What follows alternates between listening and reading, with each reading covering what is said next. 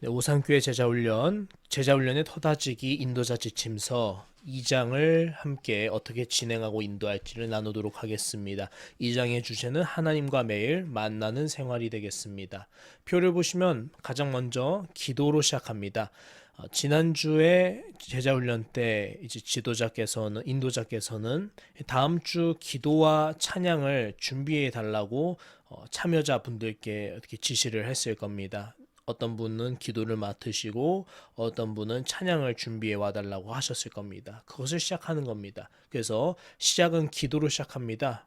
다음으로는 준비하신 분께서 찬양을 한 곡이라든지 두세 곡을 준비하셨을 텐데 그 찬양을 한 곡 부르면서 시작을 하면 되겠습니다.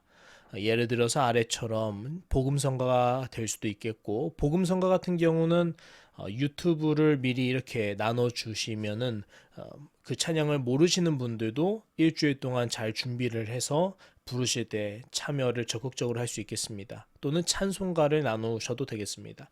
이렇게 기도를 한 후에 찬양까지 마치면 다음으로는 합심 기도를 합니다.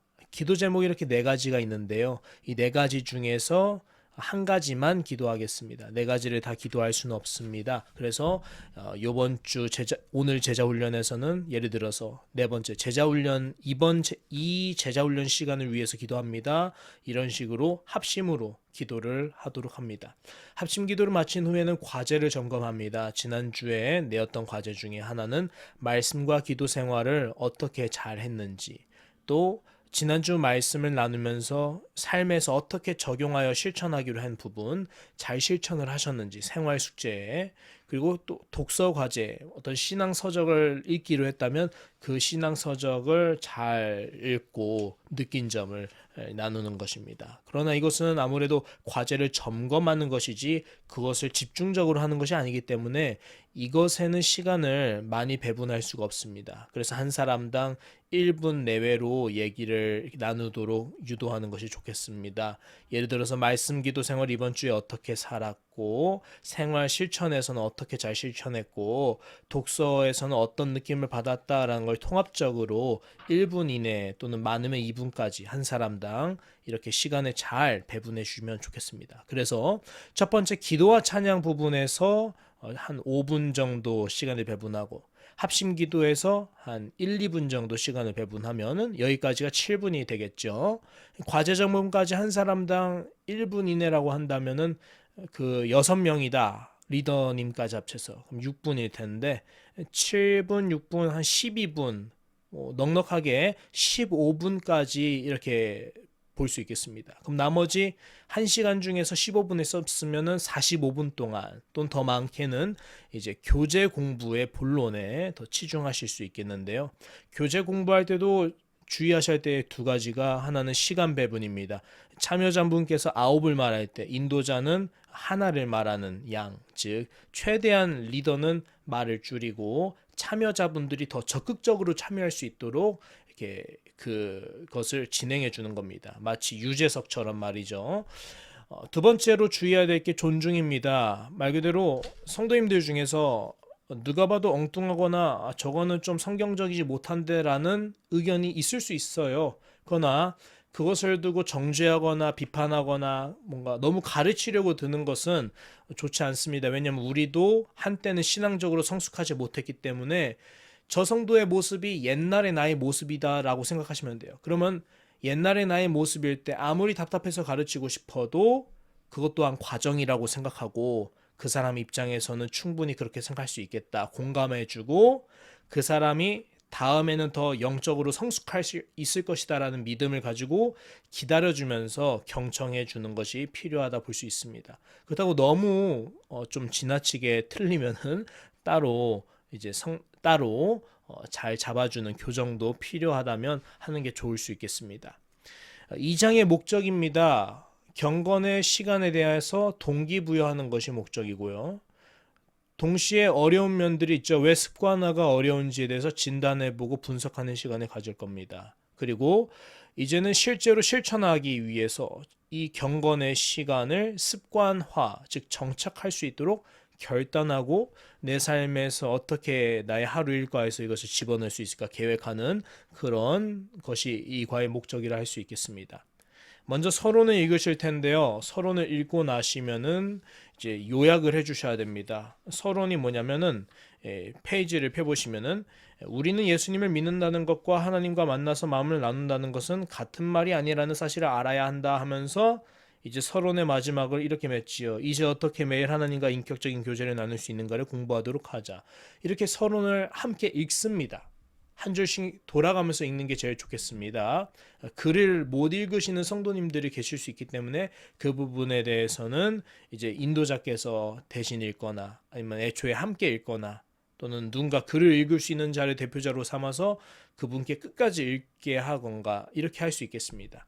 근데 다 읽은 후에는 요약을 해주셔야 돼요. 세 가지 이 글에서 요약할 것이 있습니다 하면서 이렇게 세 가지를 우리가 앞으로 해야 된다는 것을 말씀해 주시면 되겠고, 이렇게 요약을 해주신 다음에 글을 들어갈 때 질문으로 들어갑니다. 지금까지 서론이죠. 당신은 하나님과 어떻게 교제를 해와셨는지요? 이 시간에는 이제부터죠. 하나님과 교제한다는 것이 무엇인지 생각해 보도록 하자 하면서 본론으로 들어갑니다. 그 본론에 들어가시면은 첫 번째가 하나님과의 교제 필요성을 나타냅니다. 1번, 하나님과 교제한다는 말의 의미에 대해 히브리서 저자는 참 멋진 말로 표현하고 있다. 히브리서 4장 16절을 가지고 다음 질문에 대답하라 라는 게 1번 질문입니다. 그럼 1번, 언제 교제가 필요합니까? 답은 때를 따라 라고 성경에 써 있을 겁니다. 그래서 영어 성경은 이를 필요한 때를 따라라고 번역한다는 점을 좀 일러주시면서요. 이 때를 따라라는 것이 원어에서 가장 근접한 번역은 필요한 때를 따라라고도 번역할 수 있겠다라고 짚어주시면 좋겠습니다. 그렇다면 당연히 이 필요한 때가 때를 따라라는 거에서 꼬리를 물어서 예수님의 도움이 필요한 때는 언제인가? 뭐가 필요한데요? 예수님의 도움이요. 근데 그게 언제인데요? 하면서 성도님들에게 한번 물어볼 수 있겠죠. 그렇다면 필요한 때를 따라라고 한다는 게 때를 따라일 텐데, 여러분에게 예수님의 도움이 필요한 때 특별히 언제인가요? 나눌 수 있겠습니다. 그러면서 은혜가 필요하지 않은 순간 없다. 매 순간을 의미한다는 것을 나누어 주시면 좋겠습니다. 두 번째, 교제를 하는 목적이 무엇입니까? 라고 물었을 때 돕는 은혜를 얻기 위하여가 답이죠. 그러면서 뭘 물어볼 수 있냐면 때를 따라 돕는 은혜를 직접 체험해 본 적이 있습니까? 라고 물어볼 수 있겠습니다. 다음으로는 교제하는 자는 어디로 나아가야 하는가? 답은 은혜의 보좌로일 텐데요. 은혜의 보좌란 구약에서 지성소를 의미하죠. 하나님이 예배드리는 성막이 있으면 성막 안에 이제 하나님께서 임재하시는 곳인 지성소가 있습니다. 하나님이 계신 곳이에요. 쉽게 말하면. 다른 표현이 있는데 왜 하나님이 앉으신 보좌를 은혜라고 했는가? 은혜의 포커스를 두고 있죠. 왜냐하면 하나님이 자기에게 나오는 자에게 은혜를 풍성히 베푸시기 때문이죠. 그 은혜의 보좌가 당신의 때를 따라 돕는 은혜를 얻기 위해서 담대히 나아갈 수 있는 자림을 정말로 믿는지 한번 도전적으로 물어볼 수도 있겠습니다. 두 번째로는 예수님이 세상에 계실 동안 하나님과 너무나 아름다운 교제를 지속하셨는데 그분이 하나님과 교제를 가졌던 때와 장소 그리고 내용에 대해 말하라 라고 되어 있죠. 그래서 때는 새벽 아직도 밝기 전이고요. 이 새벽은 오늘날로 따지면은 새벽 4, 5시쯤을 말합니다. 왜 새벽을 이용해서 하나님과 교제하셨을까요? 하루 일정이 너무 바빠서 조용한 시간을 달리 낼 수 없으셨기 때문에요. 그러면 다음으로 예수님이 새벽에 있으니까 우리도 새벽에 기도해야 됩니까? 라고 할 때 그것이 아니죠. 다만 뭐가 중요한 거예요? 아무리 바빠도 하나님 만나는 시간 포기하지 말라라는 모범이 중요한 거죠. 그래서 다음으로 물어봐야 되는 게 당신은 언제 어디에서 하나님과의 교제 시간을 갖고 있습니까? 왜 그렇게 해야 됩니까? 필요성을 물어야 됩니다. 왜 하나님과 교제 시간을 가져야 되는지. 그래서 이것을 자신 있게 물으려면 지도자님께서 먼저 스스로 경건의 시간을 갖고 계셔야 되겠고요. 그것을 정말 철저하게 지키려고 노력을 해야 되겠고요. 그 경건의 시간에서 성령의 충만함을 또한 경험을 해야겠죠. 그래서 그것을 말할 수 있어야 되겠습니다. 장소는 한적한 곳이었습니다. 외딴 곳이나 사람이 없는 곳을 의미하는데요. 왜 한적한 곳이어야 되냐면은 교제 시간을 방해하지 못하도록 환경을 통제하셔야 됐기 때문이죠. 환경이 얼마나 중요한지 환경의 중요성을 강조하는 겁니다. 예수님이 하나님과 단 둘만 교제하시기 위해서 시공간이라는 환경을 철저하게 통제하셨는데 여러분도 환경이 중요하다는 사실을 인정하십니까? 라고 도전적으로 물어볼 수 있겠습니다. 그렇다면 당신은 환경을 어떻게 통제하는지 물어보고 환경을 통제한다는 것이 은혜의 씨가 뿌려질 마음의 밭을 잘 준비하는 것처럼 중요하다는 사실을 이걸 통해서 나눌 수 있겠습니다. 세 번째로 예수님은 하루 24시간을 어떻게 보내셨는지 이제 마가복음 1장을 가지고 살펴보자라는 게 질문인데요.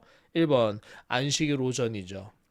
회당에서 계속 가르치셨습니다. 안식일 오전에 귀신 들린 자도 쫓아내셨는데 이게 사람들을 쉴 틈 없이 만나는 일을 하시면서 시달리시는 거죠. 근데 시달려 본 경험이 여러분이 있는지 한번 물어보는 겁니다. 그러면서 예수님께서 행하신 일, 사람을 대하고 사람을 가르치는 일이 얼마나 피곤한지 인도자의 경험을 나누시는 게 좋겠습니다. 인도자께서 특별히 학원 사업이나 학교에서 사역을 하고 계시면은 더더욱 이렇게 나누시기 참 공감이 갈 수 있겠죠. 다음으로는 안식일 오후에 있었던 일은 시몬 베드로 집에 가서 열병에 누운 장모님을 고치신 사건입니다. 문제는 뭐냐? 회당에서 가르치신 후에 오전 후에 오후에 쉬셨는가? 아니라는 거죠. 29절에서 곧이라는 말이 예수님이 이거 하자마자 곧바로 이걸 하셨다. 즉 조금도 쉴 틈이 없으셨다라는 것을 보여주는 거죠. 다음날 아침에는 새벽 아직 밝기도 전 새벽 4, 5시가 되겠죠. 한적한 곳에 나가서 기도하셨던 것. 자, 그렇다면 네 번째 질문이죠. 예수님이 그토록 분주한 나날 속에서도 아침 일찍 하나님과 만나는 경건의 시간을 빠뜨리지 않으심을 보고 무엇을 느낍니까? 하면서 이거가 중요합니다. 주님은 굳이 시간을 내서 하나님과 교제하지 않으셔도 되실 분이라는 거예요. 왜? 예수님은 하나님이시니까. 예수님은 모든 걸 알고 계시고 모든 걸 보고 계시니까. 경건의 시간을 갖지 않으셔도 될 만한 분이 굳이 경건의 시간을 가지셨다? 그러면 우리에게는 얼마나 이 시간이 필요한 것인가 물어볼 수 있겠습니다. 그래서 또 물어볼 게 예수님은 마가복음 1장에 나오는 것처럼 매일 같은 시간에 기도하셨을까? 훈련생 분들 중에서는 예수님의 새벽 기도가 특별한 예외가 아니냐고 반문할 수 있지만 여러분이 꼭 알려주셔야 되는 게 만약에 이런 질문이 나온다면 1장이 서두인데 왜 서두에서 예수님의 하루 생활을 제시했겠느냐? 중요하니까. 누가복음 22장 39절에서는 왜 주님이 기도하러 감람산에 가신 것을 두고 습관을 따라 가셨다고 했겠느냐? 즉 예수님께서는 몸에 밴 기도 습관이 있었다는 것을 가르쳐주고 있다는 사실을 제시하는 게 좋겠습니다. 다섯 번째로 이 핑계죠.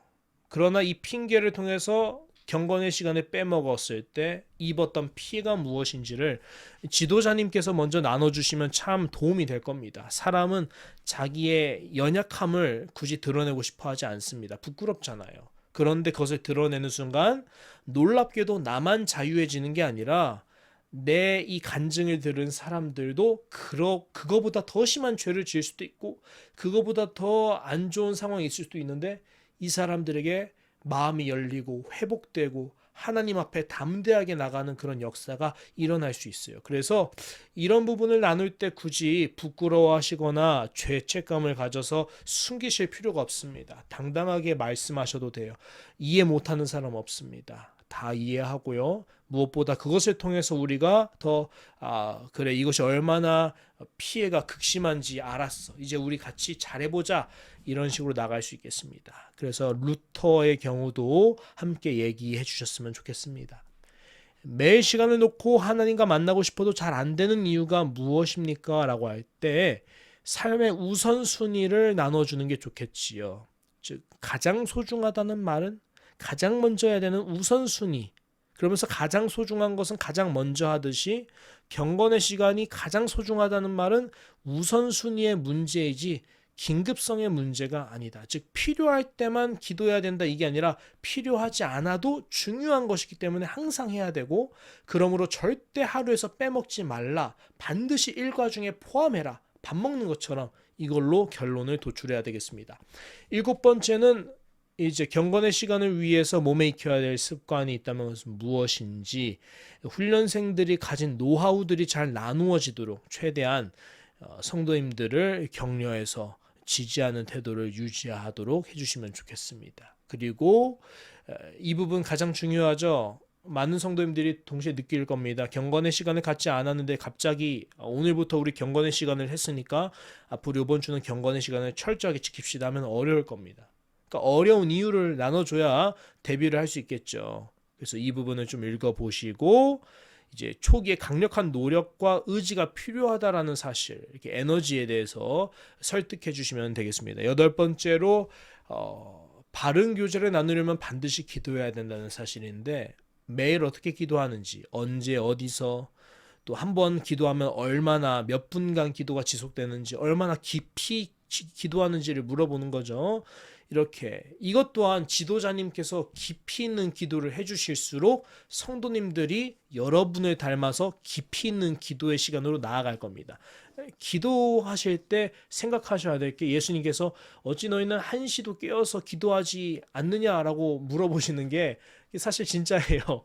기도를 하다 보면 깊이 있는 기도를 들어갈 수 있는데요. 물론 몸 상태에 따라서 또는 감정의 상태에 따라서 그날 컨디션에 따라서 깊이 있는 기도를 하는 게 여간 쉬운 일이 아니죠. 그러나 일주일에 한 번씩 또는 두 번씩 점점 우리도 모범을 따라 늘어가면서 우리 성도님들과 함께 깊이 있는 기도가 이제 습관화되도록 우리 오상교회가 그렇게 영적으로 잘 훈련됐으면 좋겠습니다. 그러면서 이 부분이 중요합니다. 기도하지 않는 것은 교만한 사람이다라는 걸 나눠야 돼요.